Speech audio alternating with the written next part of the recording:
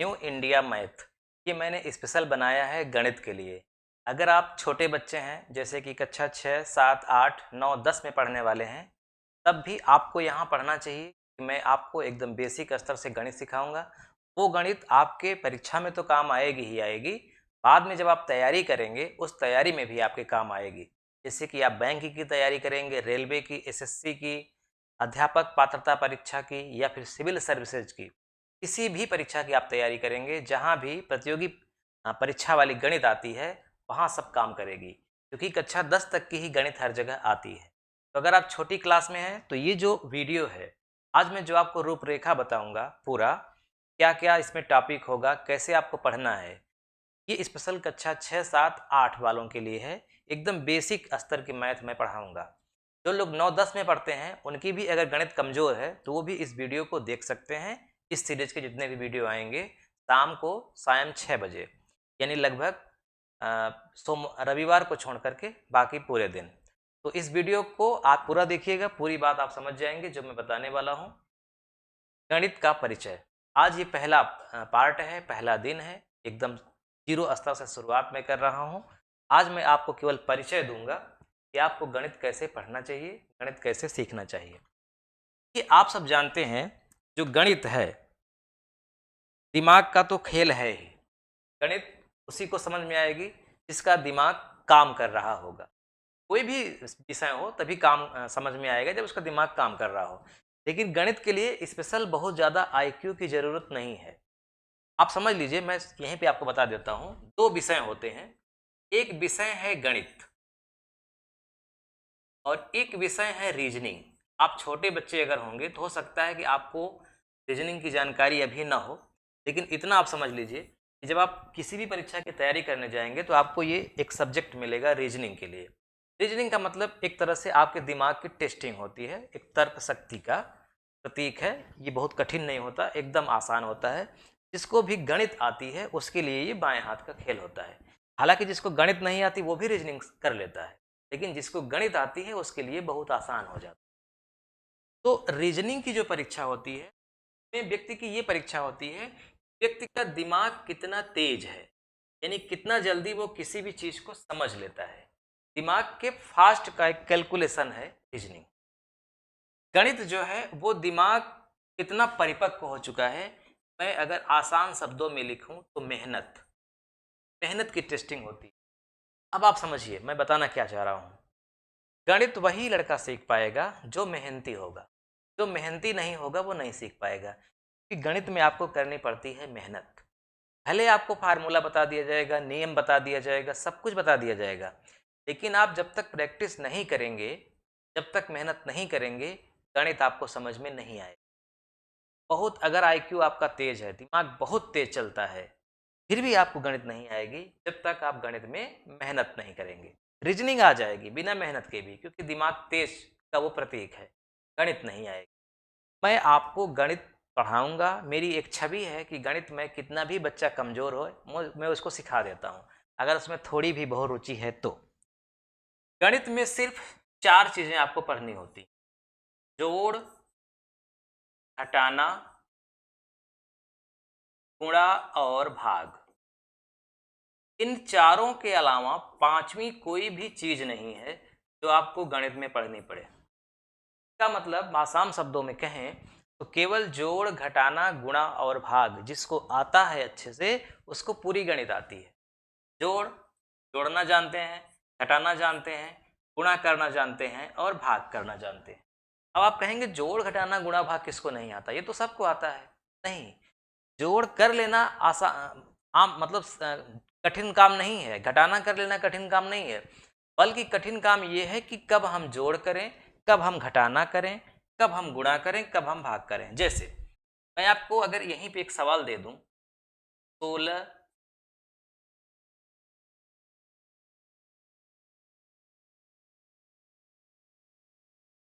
भागा 8 गुणित 16 भागा 8 गुणित 4 धन 2, यहां मैंने लिख दिया 32 माइनस 16। अब बताइए, ये आपको अगर करने के लिए कह दिया जाए तो आप क्या करेंगे? एक तरीका तो ये है कि 32 में 16 घटा दें, क्या आएगा 16। फिर 16 में 8 का भाग कर दें, क्या आएगा 2। फिर 2 में 4 का गुणा कर दें 8, 8 में 2 को जोड़ दें 10। कहेंगे कि 10 उत्तर आ गया। कर देते हैं तो बिल्कुल गलत हो जाता है, क्योंकि किया तो आपने जोड़ घटाना गुणा भाग ही है, लेकिन एक सिस्टम पता होना चाहिए कि इन चारों में पहले आपको करना होगा भाग, फिर आपको करना होगा गुणा, फिर आपको जोड़, फिर आपको घटाना। इसका मतलब 32 को ऐसे ही लिखा रहने दीजिए, पहले आप भाग करिए। 16 में 8 का भाग करेंगे 2 आएगा, फिर गुणित 4 प्लस 2।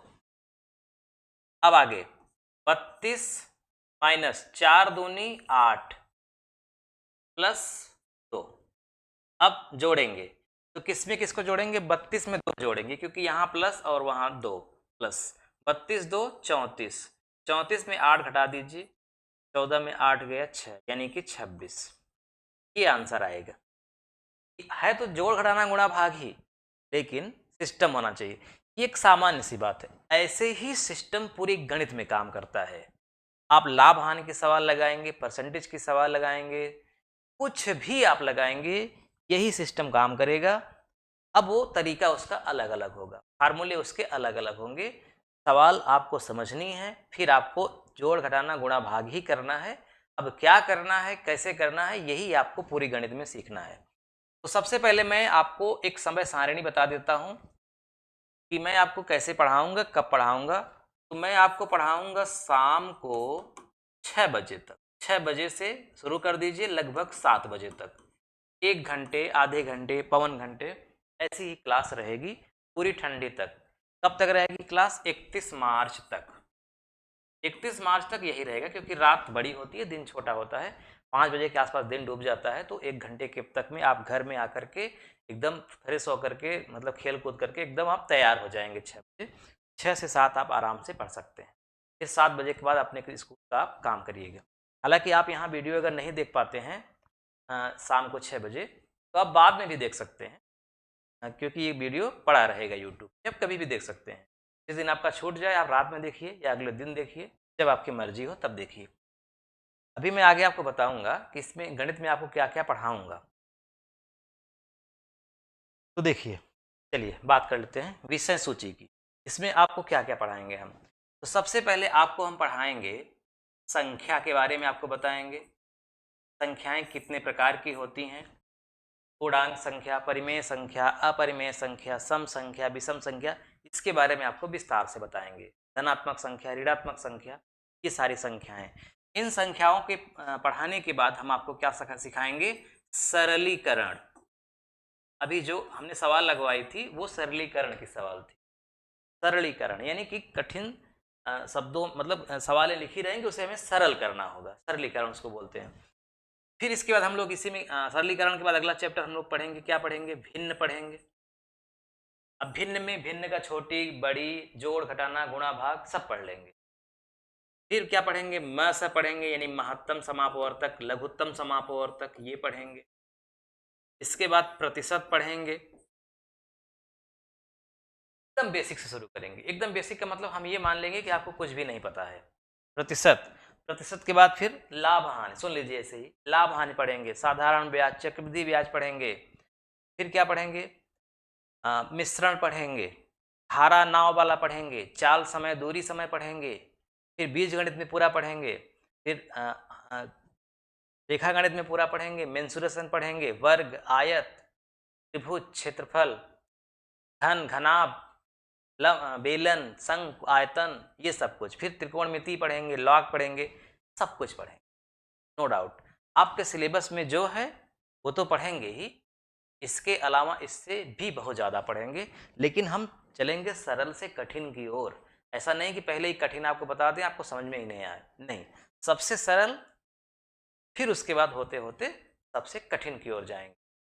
अब हम आपको एक डेमो दिखाते हैं कि हम आपको कैसे पढ़ाएंगे। मैं एकदम सरल सवाल लेता हूं, आप ध्यान से देखिएगा, एकदम सिंपल सवाल। सवाल क्या है, मैं यहीं पे सवाल लिख देता हूं। अभी मैं आगे जब आपको पढ़ाऊंगा तो सवाल क्या होगी कि पूरी लिखी रहेगी, पहले से समय बहुत बचेगा, सवाल लिखी रहेगी, हम केवल हल करेंगे। पहली सवाल, दूसरी सवाल, तीसरी सवाल, ऐसे ऐसे। आज स्लाइड नहीं बनाए थे तो मैं ऐसे लिख लेता हूँ सबसे सिंपल, 1,000 रुपए का 10% वार्षिक ब्याज की दर से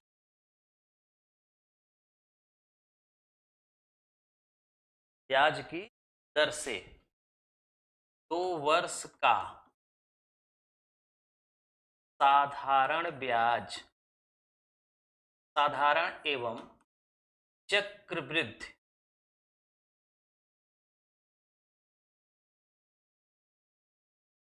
में क्या अंतर होगा? क्या अंतर हो? ये एक सवाल है। मुझे पता है, हो सकता है आपको साधारण ब्याज भी नहीं आती हो सकता है कि आपको चक्रवृद्धि ब्याज बिल्कुल भी नहीं आता हो। आपको ये टेंशन नहीं लेना है कि आपको आ रहा है कि नहीं। मैं आपको एक उदाहरण के माध्यम से समझाना चाह रहा हूँ कि देखिए मैं ऐसे ही पढ़ाऊंगा।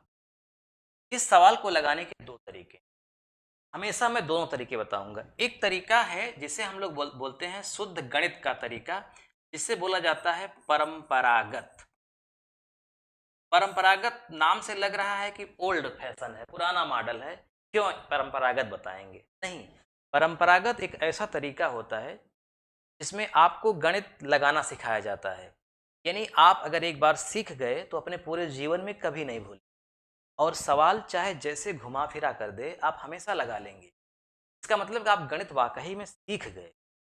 और एक तरीका होता है जो आधुनिक तरीका है, जिसे बोलते हैं ट्रिक मेथड, यानी कि ट्रिक से आप सवाल तुरंत लगा लेंगे, जल्दी लगा लेंगे। लेकिन आपको सवाल समझ में नहीं आई है, थोड़ा सा भी नचा घुमा देगा तो आप तुरंत फंस जाएंगे। ट्रिक उनके लिए है जिनको सवाल लगानी नहीं आती। ध्यान रखिएगा, ट्रिक उनके लिए है जिनको सवाल लगानी, और वो कुछ ही सवाल ट्रिक के माध्यम से लगा पाएंगे, पूरी सवाल नहीं लगा पाएंगे। बस उनको आत्मसंतुष्टि कभी कभी मिल जाती है कि मैं सवाल लगा लेता। ट्रिक उनके लिए है जिनको नहीं आती, और ट्रिक उनके लिए रामबाण है या उनके लिए बहुत लाभदायक है जिनको गणित आती है। जिनको गणित आती है वो क्या करेंगे? परीक्षा हाल में अगर वो परंपरागत मेथड से लगाएंगे तो समय लगेगा, इसलिए वो ट्रिक अपनाएंगे। और किस सवाल पर कौन ट्रिक लगेगी उनको पहले से पता होगा। इसीलिए आपको मैं क्या बताऊंगा, परंपरागत मेथड से। सबसे पहले हम सवाल को लगाते हैं। सवाल लगाने के लिए क्या करेंगे? सबसे पहले हम निकालेंगे साधारण ब्याज, फिर हम निकालेंगे चक्रवृद्धि, फिर देखेंगे कि दोनों में कौन ज़्यादा है। जो ज़्यादा होगा उसमें से कम वाले को घटा देंगे, अंतर ब्याज का आ गया। सबसे पहले निकालेंगे साधारण ब्याज। अब आप जानते हैं कि साधारण ब्याज निकालने का फार्मूला जो होता है वो होता है मूलधन पी, शॉर्टकट में पी लिखते हैं, मूलधन गुणित दर यानी कि रेट गुणित टी यानी कि समय बटे 100। ये एक फार्मूला है साधारण ब्याज निकालने का। तो मूलधन कितना है? 1,000 है। दर कितना है? 10%। समय है 2 साल बटे 100, कट गया, क्या आ गया? 100 में 2 का गुणा किया 200, तो 200 रुपए, ये क्या आ गया? साधारण ब्याज। अब इसी का हम चक्रवृद्धि ब्याज निकाल लें। चक्रवृद्धि ब्याज को कंपाउंड इंटरेस्ट कहा जाता है, और इसके लिए डायरेक्ट ए निकलता है। ए का फार्मूला होता है पी 1/r/100 घाते n, या इसी को टी लिख सकते हैं। अब देखिए पी कितना है? 1,000, 1/10 क्योंकि r 10 है, बटे 100 घाते 2 क्योंकि 2 साल का मामला है। 1,000 गुणित 0 से 0 कैंसिल हो गया, 10 एक नम 10, 1 11 बटे 10, कि घात 2 है, इसको 2 बार लिखना है, 11 बटे 10। अब डबल 0 से डबल 1 0, 1210 रुपये। ये क्या है? मिश्र धन। चक्रवृद्धि ब्याज निकालने के लिए मिश्र धन में से यानी कि 1210 में से मूलधन घटा दीजिए 1,000, क्या आ गया? 210। साधारण ब्याज कितना आया था? 200 रुपये। चक्रवृद्धि ब्याज कितना आया है? 210। हमेशा चक्रवृद्धि ब्याज ज्यादा आएगा जब एक से अधिक वर्ष का होगा, तो ध्यान रखिएगा। एक वर्ष का साधारण ब्याज कहे चाहे चक्रवृद्धि ब्याज कहे, दोनों एक ही उत्तर आता है। चक्रवृद्धि ब्याज में अगले साल से बदलना शुरू होता है, इसीलिए 2 साल का चक्रवृद्धि ब्याज हमेशा ज्यादा आएगा। तो 210 रुपये आया है चक्रवृद्धि ब्याज, साधारण ब्याज आया है 200, और कह रहा है कि दोनों में अंतर कितने का है? 10 रुपये का अंतर है। यही आपका आंसर है। हमने क्या किया, एक बार साधारण ब्याज निकाला, एक बार चक्रवृद्धि ब्याज निकाला, फिर दोनों में जो बड़ा था उसमें से घटा दिया, सवाल हमारी लग गई। अब ये तो मैं परंपरागत तरीका बताया। ऐसे ही अभी मैं आपको लगाना नहीं सिखा रहा हूँ कि आप कैसे लगाएंगे, ये तो मैं आपको दिखा रहा हूँ, आप लगाना भी सीख जाएंगे। अब इसको ट्रिक के माध्यम से जब आप लगाते हैं तो क्या होता है, देखिए ट्रिक का ये फार्मूला है कि CI और SI का जो अगर 2 साल का अंतर है उसे लिखा जाता है PR² बटे 100 स्क्वायर। बस सवाल आपकी लग गई। P कितना है 1000, R कितना है 10, 2 बार लिख दीजिए, और नीचे कितना है 100, 2 बार लिखना है यानी कि 10,000। 1 2 3 4, 1 2 3 4 कैंसिल, आंसर आ गया 10 रुपये, सवाल लग गई। जिसे लगाने में हमने लगभग 8 लाइन खर्च की थी, 4 लाइन इधर 4 लाइन इधर, तब जाके सवाल आई थी। उस सवाल को हम चाहें इसे भी न लिखें, डायरेक्ट ये लिख दें और मुश्किल से 10 सेकंड में लग जाएगी ट्रिक के माध्यम से। लेकिन क्या आपको समझ में आया कि ये कैसे आ गया? बिल्कुल नहीं समझ में आया।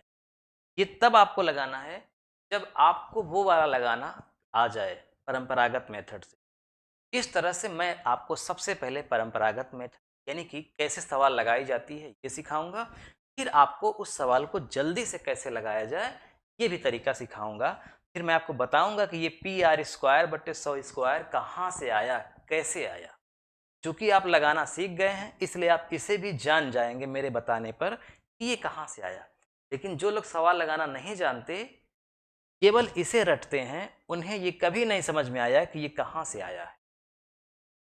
ठीक, तो दिमाग आपको खोलने के लिए परंपरागत मेथड अपनाना पड़ेगा, उसमें मैं माहिर हूँ, मैं आपको अच्छे से सिखा। कल आप बिल्कुल तैयार रहिएगा, शाम को 6 बजे पहला चैप्टर हमारा होगा संख्याओं की पहचान, संख्याएं कितने प्रकार की होती हैं।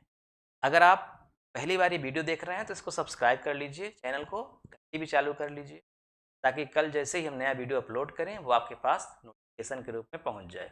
और अगर आपके साथी दोस्त कोई भी गणित पढ़ना चाहते हैं, गणित में कमज़ोर हैं, निःशुल्क, कोई व्यवस्था नहीं है, कोई समस्या उनके पास है, तो आप उनको कहिए कि हमारा ये चैनल सब्सक्राइब करें, आप लिंक भेज दीजिए, और जैसे ही शाम को हम अपलोड करेंगे वीडियो आपके साथ साथ वो भी देखें।